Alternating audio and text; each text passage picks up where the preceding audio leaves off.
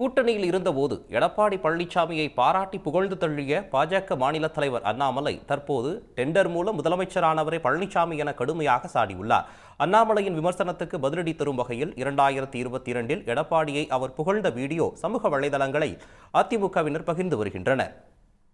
உழைக்காமலே பதவிக்கு வந்த அண்ணாமலைக்கு என்ன தெரியும்? அண்ணாமலைக்கு இருப்பது வாயும் வாக்கும் தான். அவர் மைக்க பார்த்தாவே பொய் பேசுவாரு அப்படின்னு எடப்பாடி அவர்கள் சொல்லி இருக்கின்றார்.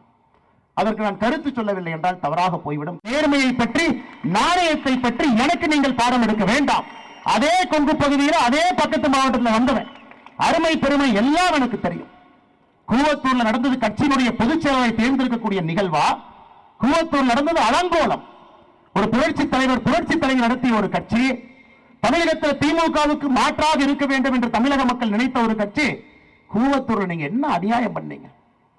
இஎம்ஐ டெண்டர் சிஸ்டத்தில் கட்சியினுடைய முதலமைச்சரை தேர்ந்தெடுத்து ஹையஸ்ட் பிட்டராக எடப்பாடி பழனிசாமி, மீடியம் பிட்டராக கொங்கு பகுதியில் இன்னொரு அமைச்சர், லோவஸ்ட் பிட்டராக தென் தமிழகத்தில் ஒரு அமைச்சர். என்ன பிட்டிங்க? எந்த எம்எல்ஏவுக்கு மாசம் என்ன பணம் கொடுக்க வேண்டும் என்பதுதான் கூவத்தூர்ல இந்த பிட்டிங் முறை.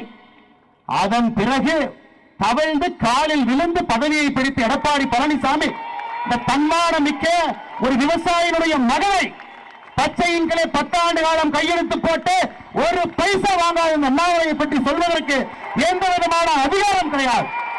இது அகந்தை, இது அகந்தை. 2026 புரட்சி தலைவர் நடத்திய இந்த கட்சி இது போன்ற கேட்டு தலைகள் என்று வழிநடத்திக் கொண்டிருக்கின்றீர்கள். தூக்கி எறியப்படுவீர்கள். 4வது இடம் கூட கிடையாது. 2026 சட்டமன்ற தேர்தலில் அனைத்து இந்திய அண்ணா திராவிட முன்னேற்ற கழகத்திற்கு 4வது இடம் கூட கிடையாது. இதனால் நம்முடைய ஐயா எடப்பாடி கே பழனிசாமி ஐயா அவர்களே 2 விதத்திலே நான் எப்பொழுதும் பார்ப்பேன். ஒன்று அரசியல்வாதியாக, இன்னொன்று ஒரு காவல்துறையிலே நானும் ஒரு பொறுப்பில் இருந்து ஒரு முதலமைச்சர் எப்படி இருக்க வேண்டும் என்று பல அதிகாரிகள் கனவு காண்பார்கள். அவருடைய ஆட்சி உண்மையாலும் சொல்ல வேண்டும் என்றால் என்னை பொறுத்தவரை ஒரு பொற்கால ஆட்சி என்று தான் நான் சொல்வேன். இப்பொழுது தமிழக மக்கள் எங்கே சென்றாலும் கூட அந்த வார்த்தையை அதிகமாக பயன்படுத்தக்கூடிய ஒரு வார்த்தை, அந்த ஆட்சி இல்லையே, அதை போன்ற ஒரு மனிதன் இப்பொழுது முதலமைச்சராக இல்லையே என்று. அப்படிப்பட்ட ஒரு மாமனிதன் அவருக்கு அருகிலே இங்கே அமர்ந்திருப்பது பாரதிய ஜனதா கட்சிக்கு ஒரு பெருமை, எனக்கு ஒரு பெருமையாக கருதுகின்றேன். ஏனென்றால் எங்களுடைய தலைவர்கள் பல சிஎம் பார்த்திருக்கோம், பல இடத்துல பழகி இருக்கின்றோம், பல சிஎம்ல உருவாக்கி இருக்கின்றார்கள் அந்த தலைவர்கள். உடனுக்குடன் செய்திகளை தெரிந்து கொள்ள சன் நியூஸ் பெல் ஐகானை கிளிக் பண்ணுங்க.